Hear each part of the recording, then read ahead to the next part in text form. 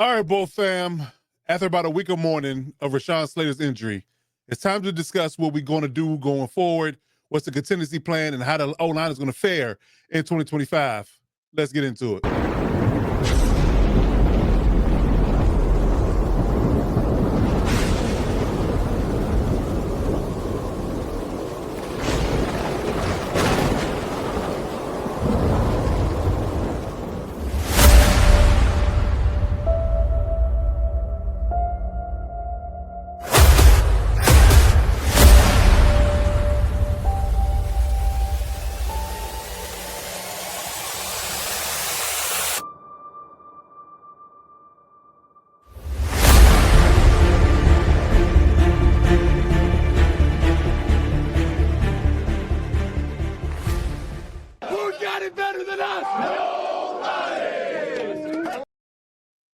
All right, so let's get into it. Let's talk about the bad news of training camp, bad news of the season of 2025, holistically for the Chargers. Rashawn Slater goes down to practice a little over a week ago.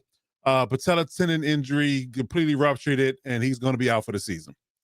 So, yes, a big blow to the Chargers. And this is coming off the heels of him being signed to a long-term deal, being the highest paid tackle in the NFL. People can argue about that particular aspect of it, but this is the reason why, players hold out, hold in, decide not to practice and do any things that can make them be at risk, because this is a very violent and a very fleeting sport. And you train and play and do all these things your whole life to get here and to be able to make this generational money. So you got to protect yourself. So I have no beef or no complaints about what Rashawn Slater did as far as, holding out and getting his money, coming onto the field, and it's just unfortunate that he got hurt. But we have to move forward and have to, play the season as it is. You can't replace him. He is an all-pro, one of the best left tackles in the sport. So you can't replace him, but you can try to, do your best to, I guess you can say, play the best of your abilities and get to the point where you can almost live up to as much as you can of his stature, right? So you go from having, one of the best tackle duos, if not the best tackle duo in the league, to down to one. So the rumor is going to move Joe Alt to left tackle, where his natural position was in college. Move Trey Pipkins to the right side. Mekhi Becton, assuming he's healthy, going to play right guard. Bradley Bozeman is the center, and Zion Johnson at left guard. Excuse me. So that is the contingency plan. It stands right now. So we're going to get into exactly what these guys are going to mean for this O-line and this reshuffling and retooling of the O-line, because if you had to start the season and you talked about what the O-line is going to look like, Trey Pipkins wasn't even in this conversation, right? I even argued that they might trade him or do something with him in regards to moving on from him, because, he was in the last year of his deal.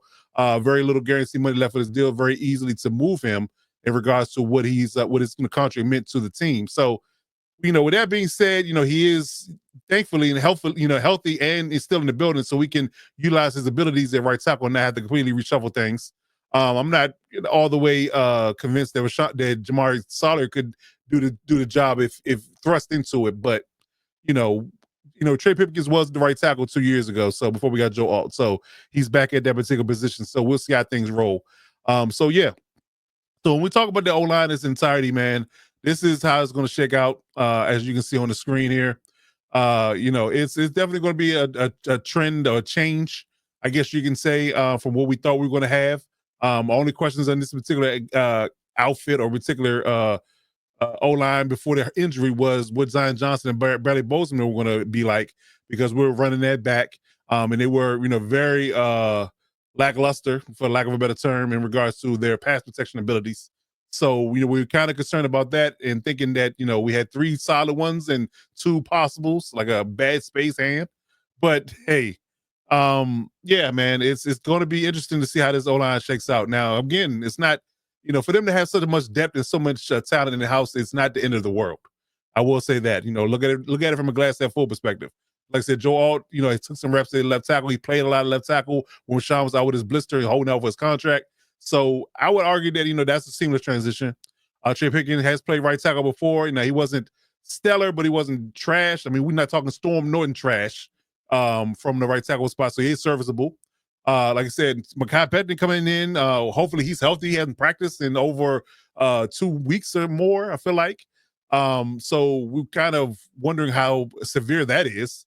He has some injury history in the past, so I'm kind of wondering what's going on there. But hopefully, fingers crossed, he's be there and ready for the start of the season. And we probably won't go see him in the preseason, no way. But him not practicing, not getting reps, not getting in shape is concerning.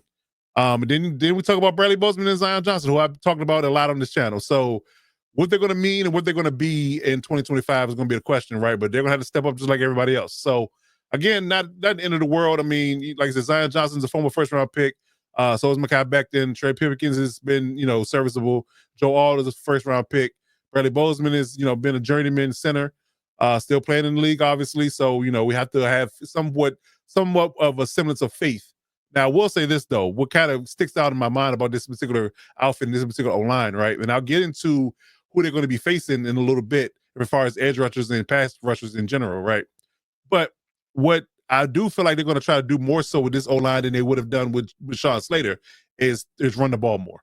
I think they're going to be more of a heavy run team in 2025 now that this is the new O-line going into the season. I think there's going to be more of a run-heavy team because, again, Mekhi Becton, Zion, and Bradley Bozeman for sure, even Joe Alt, are heavy road graders in the run game. Heavy road graders. And you're talking about adding blocking tight ends like Tyler Conklin, Will Dissly, Scott Matlock in the backfield as a fullback, H-back type of guy. Yeah, I think they're going to focus heavily on running the football, controlling the clock. The whole idea of, dropping back and passing, Justin Herbert throwing for 350 or 400 yards might be a thing that's not going to be in the cards for 2025. In all honesty, they're going to do their best to try to run the ball and be very strategic in getting ahead of the chains a lot and not, keep yourselves in pass protection downs like third and long. So we'll see how things roll, but I think this line is more fitted to run the football than it is to pass protect, in my honest opinion. So if their goal or their ideal situation would be to keep Justin Herbert out of medium, third and longs, they will do that in the high clip with this O-line. So we'll see how things roll. So that's the starters. Here are the reserves, who I think will likely make their 53 now. Of course, Jamari Salas in the house. He's been in and out of the lineup at guard, at tackle. Actually, ironically enough, when Rashawn Slater got hurt 2 years ago, I think this Jamari Salas played pretty well at tackle, and he wasn't as light as he is now. He's lost a little bit of weight. Hopefully that helps him to be more agile. Maybe Harbaugh will work him more at tackle in his next 2 preseason games to see how he works. So he's going to be in house. Branson Taylor, who's actually hurt right now, oddly enough, we're pretty banged up as a team. He's hurt right now, but his first game as a guard, he looked pretty solid run blocking, so he'll be on the team. Andre James worries me. He gave up a bad second preseason game, and he also hasn't, really sniffed the idea of being, a first team rep guy as center or guard. So I'm wondering there. So will he make the 53? There's been a lot of talk about Joe Klatzenberger, center guard. He played a lot of center in a second preseason game, so he can be a backup center. But again, you got to go through Zion and Bradley Bozeman to get there. So maybe he can fold in as a guard as well as a center if need be, a thrust into duty. And then they brought in David Sharp, a former Texan commander in Raven, I believe. Brought him in as a swing tackle, big body guy, really tall. He's kind of like got a frame like Mekhi Becton in a sense. Really tall, really big time run blocker. So I think he's more of a right tackle. So we'll see if he's ever thrust into duty. Hopefully not. But if he's ever thrust into duty, he's another able body that they'll probably like to keep in that space to see how he does. But yeah, I think 3 to 5 of these guys will definitely make the 53, and we'll see how things roll. Assuming Brent Sutter can get back on the field and healthy and all that good jazz. But they did draft him, so I know they have high hopes to keep him. So we'll see how things roll. But there's your reserves O-line for I think will make the roster. Now, so let's talk about what these guys are going to be up against. Now, I mentioned earlier in this episode is that there's going to be a lot of run blocking in this space, but when you deal with pass protection and pass blocking, you kind of want to know who you're going to be facing, right? So I did a list of all the edge rushers the Chargers are going to be facing and all the interior D linemen the Chargers are going to be facing, and who I think has the elite O-lines that the Chargers are going to be facing. Going to be really tough matchups for this particular group for the 2025 season. So starting off with the edge rushers. So week 1, they got the Chiefs with George Karlaftis and Chris Jones. I put Chris Jones on the list because guess what? He's going to line up at the edge at some points, especially with Trey Pipkins now being a right tackle again. You're going to see him at edge sometimes, trying to isolate him and take care of advantage of Trey Pipkins. Then that week 2, you got Max Crosby, obviously, and Matthew Kuntz, I believe his name is. So that was a nice combo of edge rushers. Broncos week 3 got Nick Bonito and Jonathan Cooper. Week 4 is going to be a good one. You got Abdul Carter, rookie, looking great in camp. Kayvon Thibodeau and Brian Burns. You got a 3-hitter monster there of pass rushers, so that's going to be crazy to deal with.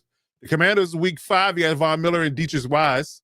That's an interesting combo. Week 6, you got the Dolphins, Bradley Chubb, Chop Robinson, and Jalen Phillips. The Colts, week 7, you got Kwity Paye and Latu. Week 8, you got Dallas Turner, Van Ginkel, and Greenyard. That's going to be interesting. Week 9, you got Arden Key and the kid Jones. Like his first name is escaping me right now, but I think Arden Key is the more the household name in that space. Week 10, the Steelers, of course, TJ Watt and Alex Highsmith. I mean, he's not household names there. Jaguars in week 11, you got Jonathan Allen and Trayvon Walker. Got week 12, you got a bye. They come back with the Raiders again with Crosby and Kuntz. You got the Eagles week 14 with Nolan Smith and Jackson Hunt, I think his name is. They got an issue with edge rusher over there. I didn't realize this. I think they got to figure out edge rusher over there because outside of Nolan Smith, who's going to be the guy? But again, outside of that, the Eagles are stacked, especially the interior D line. Week 16, Michael Parsons, assuming he's signed and ready to go, and Marshawn Nealon, rookie they drafted last year, is coming off an injury. He should be good to go. In week 17, the Houston Texans, who we had to face and got ripped to shreds with last year in the playoffs with Will Anderson and Danielle Hunter. That's going to be a crazy matchup. In week 18, you got Nick Bonito again and Jonathan Cooper. So it's a lot of edge rushers you got to face here, man. It's no weeks off, in my opinion, in all honesty. And if guys that you don't really, respect as highly in pass rushers, guess what? They're likely to have a good interior D-line, and that gets me to my next slide. The interior D-line is nothing to sneeze at either. Like I said, Chris Jones from the Chiefs. The Raiders got Adam Butler. Christian Wilkins would have been a problem there, but he's got released. You got DJ Jones with the Broncos. You got Dexter Lawrence with the Giants. You got Deron Payne, Johnny Newton, and Javon Kinlaw with the Commanders. You got Zach Sealer and Kenneth Grant, rookie from the Dolphins. You got DeForest Buckner with the Colts. The Vikings, you got Javon Hargrave and Harrison Phillips. The Titans, you got Jeffrey Simmons and Trevonde Sweat. The Steelers, you got Cam Hayward and Keanu Benson. And the kid they drafted, Derek Harmon. Jaguars, you got Eric Armstead. Then you got the Adam Butler again. Then you got Jalen Carter and Jordan Davis with the Eagles. My God. Then the Chiefs, you got Chris Jones again. Then you got Ozi Odigizua and Mozzie Smith with the Cowboys. Sheldon Rankins and Mario Edwards with the Texans. And you got DJ Jones again with the Broncos. So there's no days off here. So this O-line's gonna have his work cut out for him. So like I said, with this particular monstrosity of pass rushers that we have to deal with, interior and exterior, it's gonna be a problem. So these are the games how it breaks down. We got 10 games with teams with good old interior D-lines. We got 12 games with teams with good edge rushers. And you got 5 games, they just got a great D-line altogether. And this is why I highlighted that. Week 4, you got the Giants, who got everybody's good on the front 7. You got the Colts, who got a really good D-line, interior and edge. The Steelers got a really good D-line, period, with interior and edge. The Cowboys got a really good interior D-line and edge room. And the Texans got it all over the place as well. So those 5 games especially, we're going to have to buckle down and control things, because if we let those pass rushers run wild, it's going to be a long day for Justin Herbert, and I'm concerned. I'm concerned if they let these guys run wild. So you're going to have to play ball control football and run the ball, timely pass, and keep Justin Herbert away from having to sit in the pocket and deal with these pass rushers, because outside of Joe Alt, I'm concerned about them holding up in large spaces if you don't use tight ends and running backs to help block, and then you take away from the people that's going to get out in the route and get into the receiving aspect of it and get Justin Herbert room to throw the ball. So, yeah, man, that's where it is. That's where it lands. So hope this information was good for you. Hope you enjoyed it. Hopefully it doesn't work out, terribly in the Chargers' favor, because O-line is revamped. But, they're going to have to do things schematically to keep the pass rush at bay and not let it run wild against this O-line that's now reshuffled because of Rashawn Slater's injury. So, we'll see how things roll, man. I think everything will be all right. I trust the coaching staff and things of that nature. But like I said, again, you can't get behind. You can't let the pass rush run wild. You got to run the ball. If you can do those things, you control the clock, control the pace, and you run the ball and don't let the pass rush get ferocious, then I think we'll be okay. But that's what we got to deal with. Those are the matchups. But let me know in the comments how you feel about it. If you're looking for the Electric Shock Podcast in any platform, we are Electric Shock Pod on every platform: YouTube, Twitter, Instagram, TikTok, Facebook, and even Gmail. So hit us up at any point in time to let us know how you feel about these particular videos that we're dropping. Hit that subscribe button as always to let you know, the YouTube algorithm know we're doing big things out there. And you got to do one thing, and one thing well. You always got to remember to boat up.